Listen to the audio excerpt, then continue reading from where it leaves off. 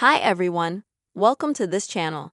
And in today's video, I will show you and tell you how you can organize your contacts and favorites on your iPhone. Please don't forget to subscribe to this channel, put your likes, and write your comments. So, let us get started with you. And to do this, go to the Phone app on your iPhone. Next, in the bottom left corner, select Favorites.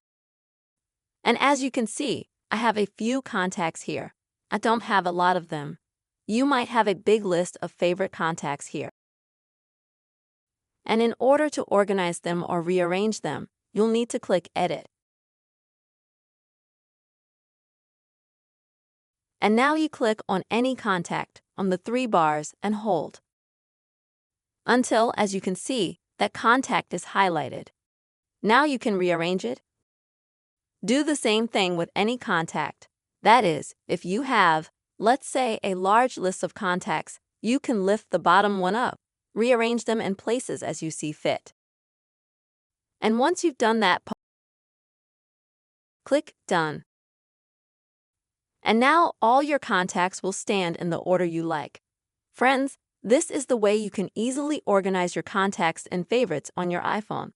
I hope this video was helpful for you.